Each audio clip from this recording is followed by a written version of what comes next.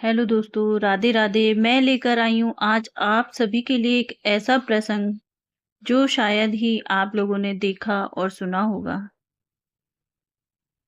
ये कहानी कृष्ण जी और शिव जी के बीच हुए उस युद्ध की है जो शिव भगवान ने एक अपने भक्त के लिए किया था और वो श्री कृष्ण भगवान से युद्ध कर बैठे।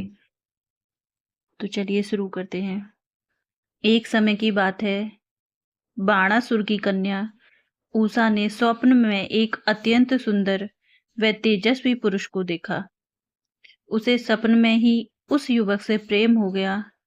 जब उषा की नींद खुली और उसने अपने सामने उस युवक को नहीं पाया तो वह व्याकुल हो उठी। वह विरह से व्याकुल होकर विलाप करने लगी। उषा ने जिस युवक को स्वप्न में देखा था वह प्रद्युम्न का पुत्र था। उसका नाम अनिरुद्ध था। उषा की एक सखी थी जिसका नाम चित्रलेखा था। वह माया में और मायावी विद्या में निपुण व अत्यंत बुद्धिमती थी। उसने उषा को व्याकुल देखा तो कारण जाना।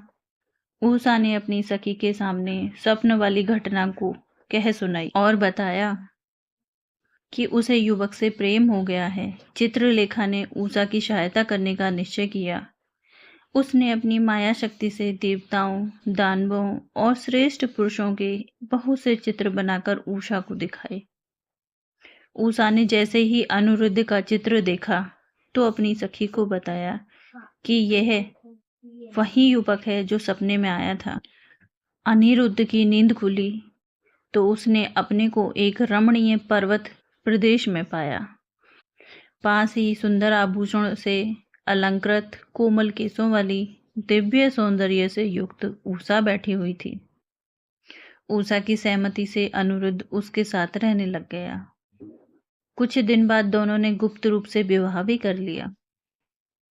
एक दिन उषा की कुछ दासियों ने उषा और अनिरुद्ध को साथ रहते हुए देख लिया। उन्होंने यह समाचार बाणासुर को दिया। यह सुनते ही बाणासुर क्रोध से भर उठा। उसने अपने सैनिकों को तुरंत उसे पकड़कर दरबार में लाने का आदेश दे दिया। सैनिक अनिरुद्ध को पकड़ने गए।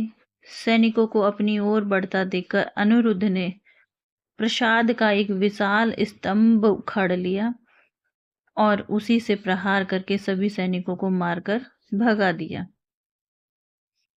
भयभीत सैनिकों ने बाणासुर को यह बात बताई। अनिरुद्ध के अद्भुत पराक्रम की बात सुनकर बाणासुर को बड़ा कौतूहल हुआ। उसी समय देव ऋषि नारद वहां पहुंचे और उन्होंने बाणासुर को समझाया और बताया कि अनिरुद्ध कोई साधारण मनुष्य नहीं है बल्कि श्री कृष्ण का पुत्र है। यह सुनकर बाणासुर स्वयं अनिरुद्ध से युद्ध करने पहुंच गया। आखिर बाणासुर ने अनिरुद्ध को नागपाश में बांधकर कैद कर लिया। देवीय संकेत से यह समाचार श्री कृष्ण तक पहुंचा। उन्होंने बाणासुर पर आक्रमण कर दिया। तब बाणासुर ने भगवान शंकर की घोर तपस्या की। प्रसन्न होकर भोलेनाथ ने उसे वर मांगने को कहा। उसने वर मांगा कि भगवान शंकर स्वयं उसके नगर द्वार की रक्षा करें। महादेव ने तथास्तु कह दिया और बाणासुर के नगर द्वार पर खड़े हो गए।